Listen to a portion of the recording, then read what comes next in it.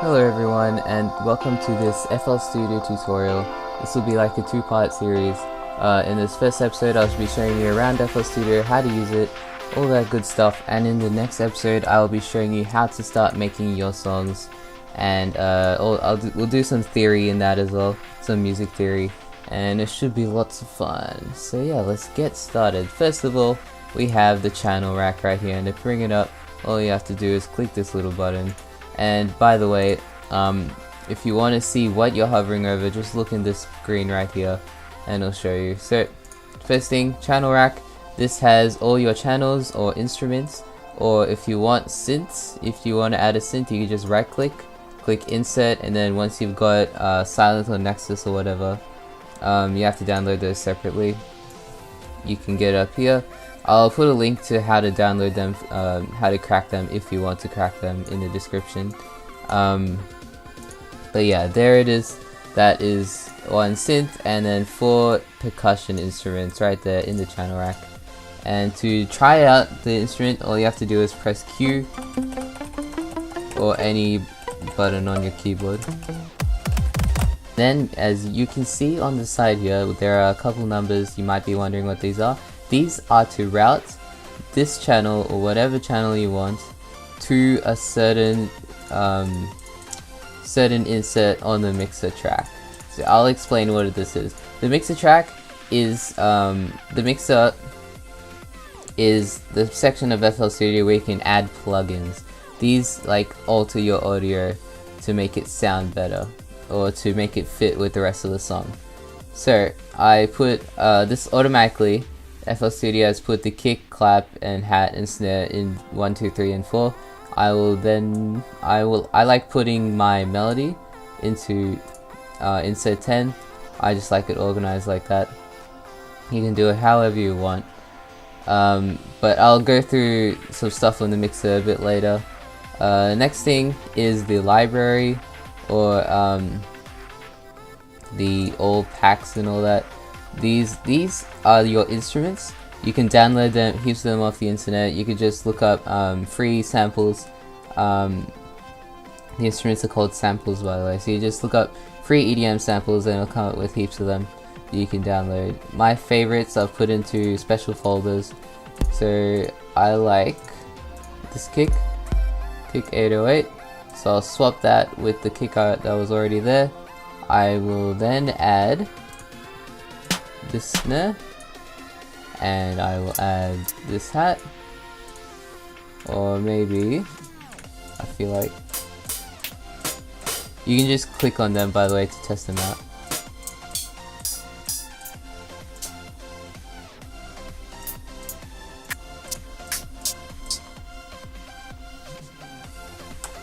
Yeah, I'll just keep that hat. I'll keep swap with that one. You can choose whatever instruments you want, by the way.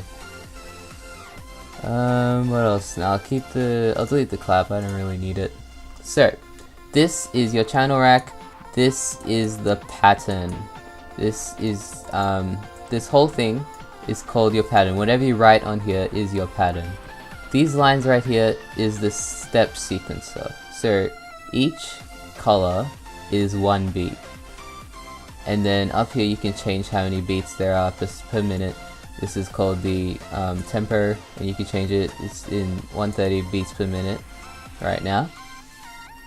So what I'm going to do is I'm going to put a kick at the start of every beat. So 4 beats in a bar, 1 kick every beat. Pretty simple. Next, I'm going to put a hi-hat on the off beat. Sounds alright. Then I'll put a snare on every second beat. Cool. Then you can change it up like that. But I'll just have it simple like that. So now you've got your rhythm pattern. What you can do to change the name of the pattern, you can see the pattern up here. You just hold shift, click on the pattern, and change the name to whatever you want. I'll do rhythm. Then once you have it selected up here, you can click here in the playlist. This shows you this is the actual song. So once you put all the ingredients together, I guess you can say, you can put it into the song right here. and it'll play. So pretty cool. Now what I want to do is I want to make this extend to the whole thing so I don't have to copy as many patterns over here. So what I'm going to do is I'm going to take away that, just going to write a little there to open up this whole sequencer. Then I'm going to right click here, click fill each 4 steps to add it to every single bar. Then I can just add my hats to every third semiquaver of each beat. And there you have it. There is your rhythm. It's nice and simple. Now to put a melody in, you can just add a new pattern, call it melody, highlight this or select this synth, this whatever synth you want, click piano roll. By the way, if you don't have silent, you can just use citrus or whatever, but I definitely recommend silent. It is extremely good synth. It's supposed to be the best. But yeah, so you just select your synth, add piano roll, click the piano roll to open up the piano roll. Okay guys, I forgot to say to change the synth, like the preset of the synth, you just open up citrus or whatever you're using, and then go to presets and you can just choose whatever you want.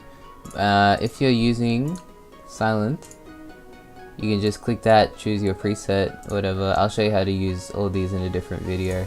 So I'll just highlight this synth, open it up. I changed the preset to change it to Dreamy. I think that's pretty good.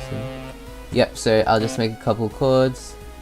I'll show you guys how to make these in the next video.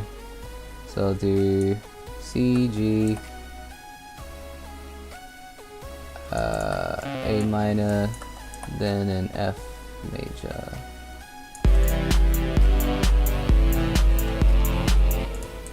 Cool. And there it is. Let's come to the mixer. So in this mixer, you have your tracks here. So this synth is going to track 10. So if I just have the synth, I'll right click this button, click solo. See, only the synth is playing, so it'll only come through this track. So what you can do in the mixer is you can change all the volumes and stuff either from here, or you could change it in the step sequencer or the channel rack, same thing. What I like to do is I like to have the kick the loudest, and then the rest of the percussion just a little bit softer, but all the same volume. Depends on what kind of track you're making. If you want to have the snare louder than everything else and it fits with your track, that is absolutely fine. The next really cool trick that makes your song sound awesome is called sidechaining. So what you want to do is get the kick track and then sidechain it to the melody track. So I'm just going to rename this. Hold shift, by the way, to rename tracks and stuff. To rename anything, you just hold shift and click.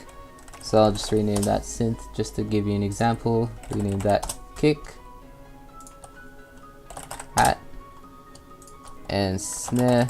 Yeah, I know it's not spelled right. I got it off the internet like that. I can't be bothered changing the spelling. And I'll change that to synth.